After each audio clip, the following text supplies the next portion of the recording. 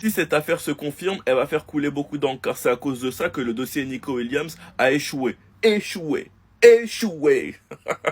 Car Tebas aurait fourni des infos personnelles du FC Barcelone à Bilbao. Et donc un truc que Bilbao aurait utilisé contre le Barça. Attendez, bougez pas, je vous explique. Tebas a partagé des informations financières confidentielles du FC Barcelone avec les dirigeants de l'Athletic Club lors d'une réunion tenue quelques jours avant le renouvellement du contrat de Nico Williams. Le club basque a eu accès aux états financiers intermédiaires et aux rapports d'audit du Barça. Après la réunion, l'Athletic Club a transmis ces informations à Nico Williams afin de faire pression sur sa famille et de semer de doutes dans les esprits du joueur. Déjà pour commencer, Tebas est une racaille, Tebas est une enflure, mais il n'y a pas de fumée sans feu. Tebas a certes partagé des infos confidentielles, il a certes dû exagérer sur les finances du Barça, sur l'état du Barça, mais il n'y a pas de fumée sans feu. C'est que de l'autre côté, la direction doit énormément nous mentir quand même. Mais bon, ça c'est autre chose. Quand je passe mon temps à vous expliquer que tout le monde est contre le Barça, on nous explique que le Barça se victimise. Cette saison, lors des Classicos, vous en avez eu la preuve. Si vous voulez banaliser ce qui s'est passé en finale de Coupe du Roi, c'est votre problème. Si vous voulez banaliser ce qui s'est passé lors du dernier Classico, c'est votre problème. Et si maintenant vous voulez banaliser le fait que Tebas partage des infos confidentielles du Barça, sachant que c'est la deuxième fois, je peux plus rien pour vous. Sinon vous les gars, vous en pensez quoi? Ramenez sur Snap, on s'ennuie.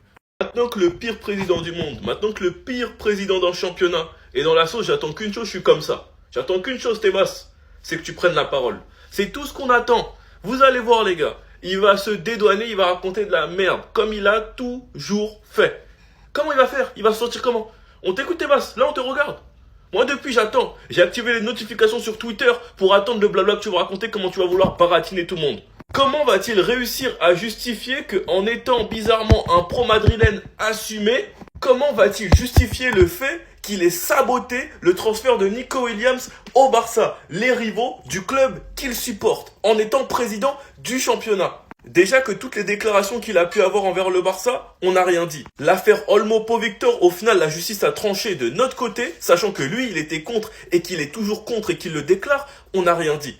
Maintenant, il fait même capoter des transferts en s'alliant avec les autres clubs contre le Barça alors qu'il est président du championnat. On attend tous qu'une chose, c'est qu'il prenne parole. Tebas doit parler. Tebas doit nous expliquer. Quand on vous dit dans ce championnat que c'est tout le monde contre le Barça, on est pris pour des malades. Et le pire, c'est qu'il y en a qui sont tellement moisis jusqu'à l'os qui banalisent le comportement de Tebas. C'est soit vous êtes con et vous avez rien compris, ou que soit votre haine vous bousille le cerveau. Sinon vous les gars, vous en pensez quoi? Ramenez sur Snap, on s'ennuie.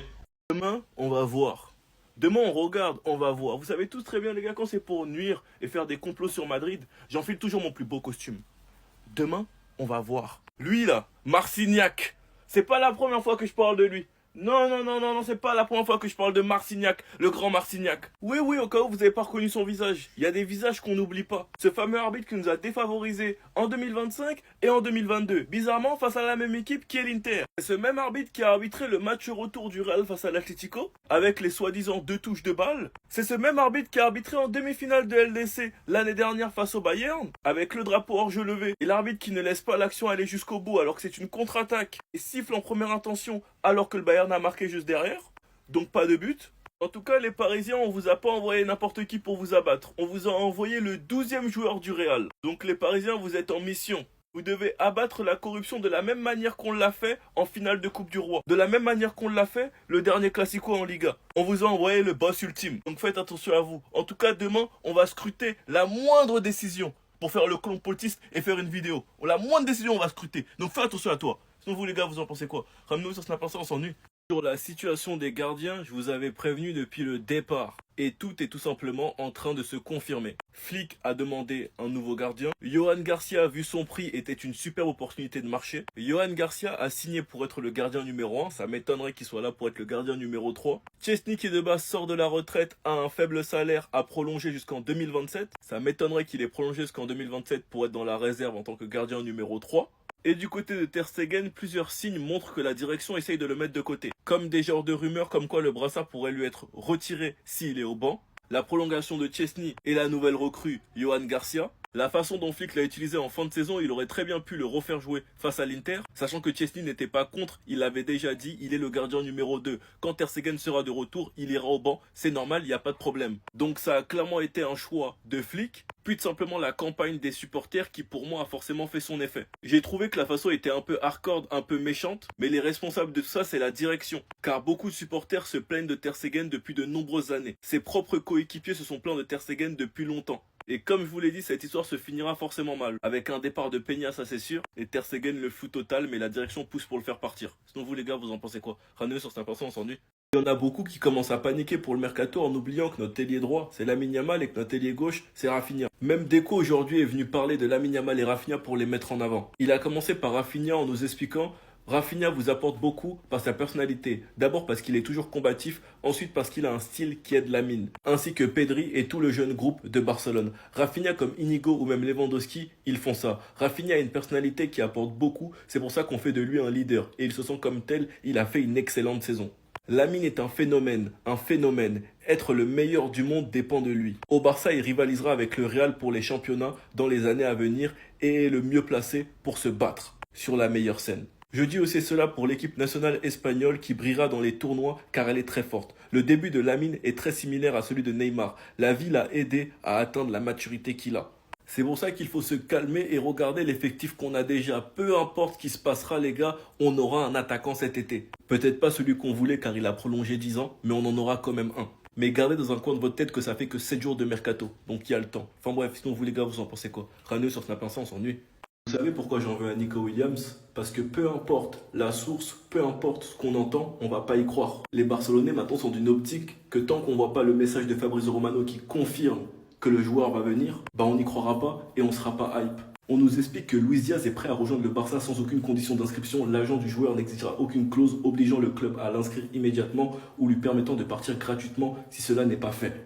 Maintenant, du côté de Marcus Rashford, l'option Marcus Rashford pour Barcelone n'a jamais disparu. Ces derniers jours, les contacts ont repris entre les parties pour la maintenir en vie. La priorité de Rashford est de rejoindre le FC Barcelone. Même si tout confirme que Luis Diaz n'est pas fermé à l'idée de partir et que Rashford, c'est sûr qu'il restera pas United, que Rashford veut que le Barça, que Rashford envoie des appels de phare au Barça, à cause de ce que Nico Williams nous a fait à la dernière minute, les gars, on va rien croire. À cause de ce que Nico Williams nous a fait à la dernière minute, on sera pas hype tant que c'est pas officiel. Les fans du Barça ne veulent même plus s'intéresser au mercato, ils attendent juste de voir ce qui va se passer. Diaz, nous sommes dans l'incertitude car nous ne savons pas si le Barça peut poser les 80 millions, surtout que c'est compliqué avec ce qui s'est passé dans leur club. Et Rashford, malgré l'intérêt qu'il a montré, Nico Williams c'était la même chose, mais au final ça l'a pas empêché de prolonger. Les fans sont archi méfiants maintenant. Sinon vous les gars, vous en pensez quoi? Ramenez-vous sur Snap Instant, on s'ennuie.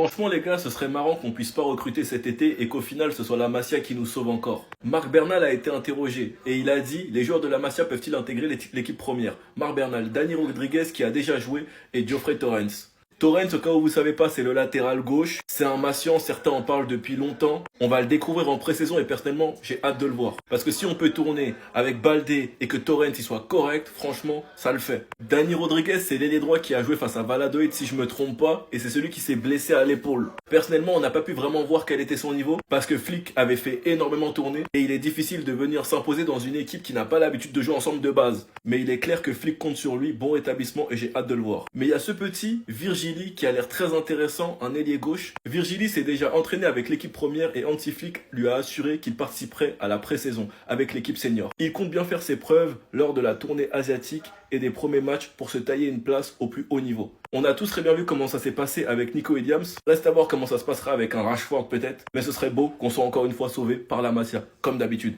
Et les droits, Lamine Yamal, défenseur central, Koubarsi, défenseur gauche, Baldé. Enfin bref, sinon vous les gars, vous en pensez quoi? Ramenez-nous sur Snap Instant, on s'ennuie. En tout cas, le nouveau gardien du FC Barcelone, il bosse. Le nouveau gardien numéro 1. The new goalkeeper. Mi nuevo portero. Il est en train de travailler dur. Je l'ai fait dans 3 langues. Au cas où, genre. Johan Garcia a écourté ses vacances pour venir au centre d'entraînement et s'entraîner en solo avant la reprise. L'occasion de voir le nouveau training pour la saison 2025-2026. Dites-vous les gars que je suis tellement hype par Garcia que faut pas faire les choquer si je fais le fou du bus et que j'achète un maillot de gardien Floqué Garcia. Vous allez faire quoi? Dis-moi, vous allez dire quoi? Si j'achète mon maillot du FC Barcelone, les deux maillots de gardien, vous allez me dire quoi? Laissez-moi kiffer en paix.